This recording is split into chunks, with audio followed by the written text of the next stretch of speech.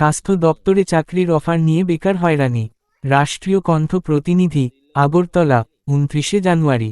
স্বাস্থ্য দপ্তরের চাকরি নিয়ে তালবাহানা দিনের পর দিন মাসের পর মাস চলছেই।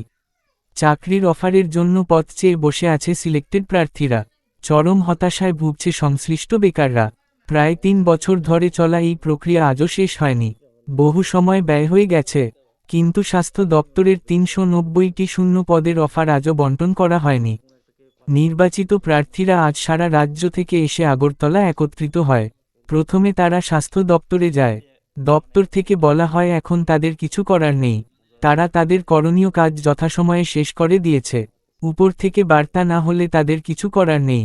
এখানে উল্লেখ্য যে স্বাস্থ্য 7 এর পৃষ্ঠায় দেখুন, অফার নিয়ে বেকার হয়রানি।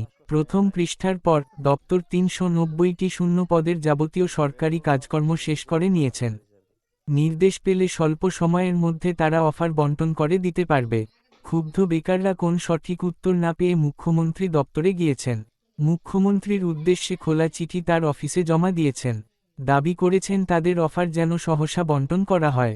কিন্তু কোন প্রতিশ্রুতি আসেনি, অফার কবে পাওয়া যাবে সুস্পষ্ট কোন ইঙ্গিত নেই। ফলে বেকারদের মধ্যে হতাশা আরও বেড়ে গেছে। ক্যাবিনেটের সিদ্ধান্ত অনুসারে 2023 সালে নভেম্বর মাসে নোটিফিকেশন জারি করা হয়। 2024 সালের 21শে জানুয়ারি পরীক্ষা গ্রহণ করা হয়। তারপর মৌখিক পরীক্ষা 2024 সালে 8ই নভেম্বর শূন্য পদে নিয়োগের জন্য চূড়ান্ত মেরিট লিস্ট প্রকাশ করে স্বাস্থ্য দপ্তর। রাজ্য মন্ত্রিসভার সিদ্ধান্ত কার্যকর করতে এতটা সময় ভাবা যায় না। নজিরবিহীন বটে। দীর্ঘদিন অপেক্ষায় থাকার পর অবশেষে বেকাররা আন্দোলনে নামল। আজ সারাদিন একবার স্বাস্থ্য দপ্তর, একবার মুখ্যমন্ত্রীর দপ্তর, 2 স্থানে দৌড়ঝাঁপ করতে গিয়ে হয়রানি হয়েছে সংশ্লিষ্ট চাকরি প্রার্থীরা। কিন্তু মুখ্যমন্ত্রীর দপ্তর থেকেও কোন প্রতিশ্রুতি পেল না। ফলে হতাশ সংশ্লিষ্ট বেকাররা। রাজ্যের বিভিন্ন অঞ্চল থেকে বেকাররা এসে ভগ্ন হৃদয়ে ফিরে গেলেন। তবে মুখ্যমন্ত্রীর দপ্তরে লিখিত চিঠি দিয়ে গেলেন। বেকারদের আশা মুখ্যমন্ত্রীর হস্তক্ষেপে একমাত্র নিয়োগ প্রক্রিয়ায় গতি আসতে পারে। এ বিষয়ে বেকাররা চায় মুখ্যমন্ত্রী হস্তক্ষেপ করুক, তাহলে জট কেটে যাবে। মেরিট লিস্টে স্থান পাওয়া বেকারদের প্রত্যাশা করে মুখ্যমন্ত্রী এ ব্যাপারে ইতিবাচক উদ্যোগ নেবে।